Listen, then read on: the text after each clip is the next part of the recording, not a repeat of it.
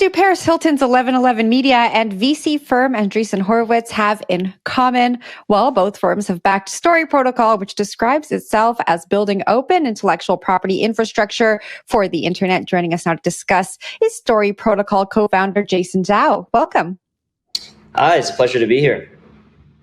It's a pleasure to have you here. Now, first, we need an overview of Story Protocol. Talk to us about the problem you're trying to solve here. Story Protocol's mission is to grow the creativity of the internet era. And as you mentioned, what we're trying to do is build open IP infrastructure on the blockchain and what we call the Git for IPs. Just to give a little bit of context on the situation that we're seeing, right now, we really witnessed an explosion of creative content on the internet. Already, social media for the past decade has turned everyone into a creator, but generative AI is making it extremely easy and cost-effective for everyone to create extremely high-quality content. And we think this is a very, very good thing, but we also think that we're leaving a lot of creativity and also value capture for creators on the table. Right now, it's extremely difficult for creatives across arts, prose, music, you name any medium, to really capture the provenance and attribution of where their IP is going as it's being remixed across the internet at lightning speed. And this is a problem because it means that we don't have a foundation for creatives to track where the value that they've created is going and who's actually using and licensing their work. So I just want to stop you here because let's sort of break it down simple because I'm a very simple person, so I'm going to need some help here. Exactly when you say they're tracking their IP, what's the process? If I'm an artist, right? Let's say, is this, first of all, is this new art that I'm tracking the IP on? Is it digital art? Is it something that I've created in the past that I've now been able to somehow put any information, any data that I can then track? Just sort of break down the process. How does this, from start to finish, how does the artist use it? That's right. So essentially, there's two components to how the protocol functions. The first component is that we've built data structures that are extremely scalable that allow you to move either existing off-chain IP or brand new on-chain IP onto the protocol. So you can think about existing NFT collections plugging into the protocol or entirely new apps that are being built on our infrastructure that allow artists to create new IP.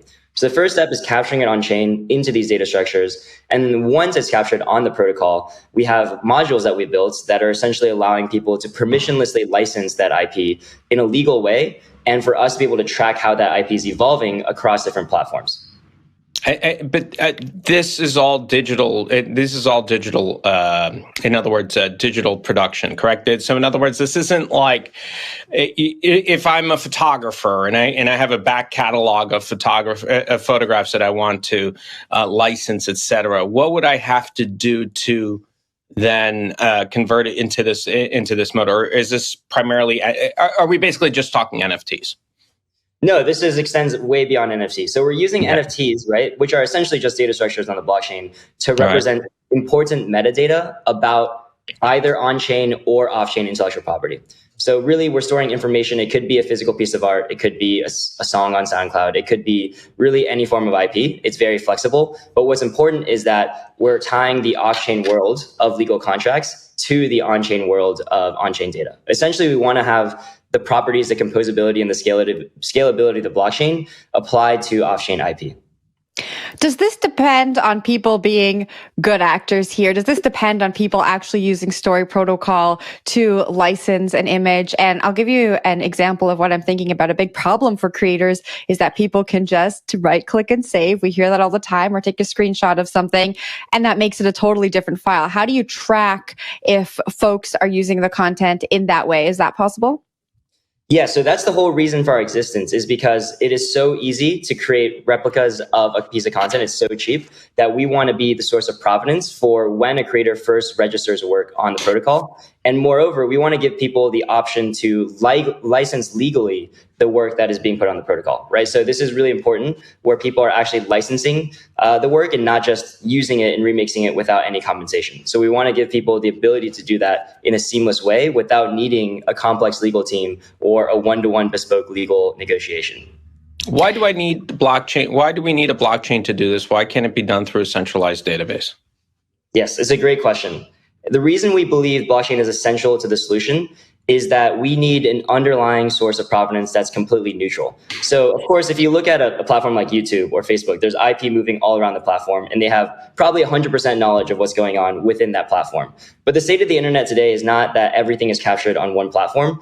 IP is being remixed across platforms. I mean, I can give you an easy example. You look at Harry Potter. It's obviously gone through different mediums like books and movies, but recently with generative AI, people have been creating Harry Potter and Balenciaga remixes on YouTube.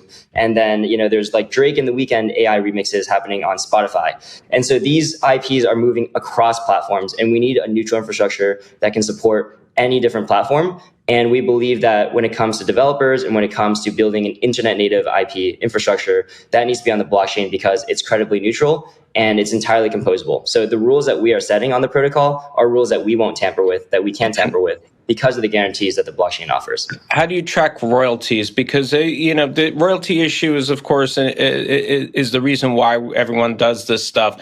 Can people potentially pay their royalties using this platform, or how do you track it at all?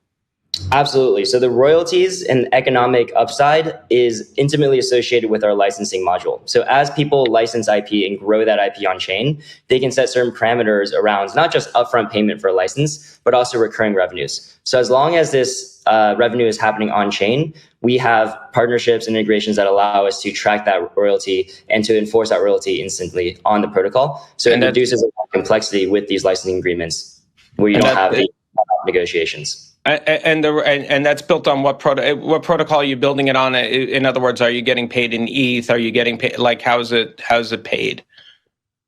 Yeah, so our smart contracts are all written in Solidity and they're EVM compatible. And we are going to launch not only on the Ethereum mainnet, but potentially on some layer 2s. But that's a decision that we have yet to announce. I think a lot of creators are familiar with something like the Creative Commons, which allows them to set licensing rights to types of digital content. How is this different? And is there a barrier for creators in going from something like the Creative Commons to this?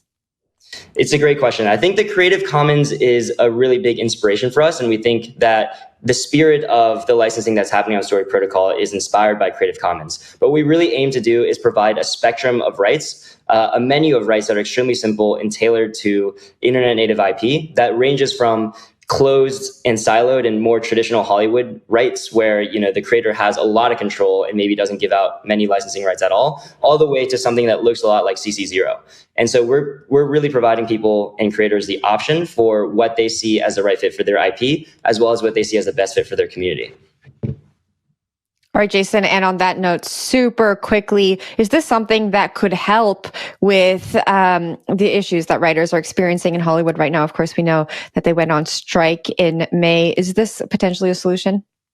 Yes. So we've had a lot of conversations with writers and artists and actors in Hollywood. And it's honestly a shame what's happening there. Obviously, there's a lot going on. And we think that Story Protocol really provides an alternative to the more siloed traditional development process in Hollywood. And we believe that by opening up IPs to more contributors around the world and by rewarding those contributors and the creatives that are owning the IP, that we can provide an alternative model that may be better for everyone involved in Hollywood. Jason, thanks so much for joining us and good luck with your project. Thank you. Appreciate it. That was Story Protocol co-founder Jason Zhao.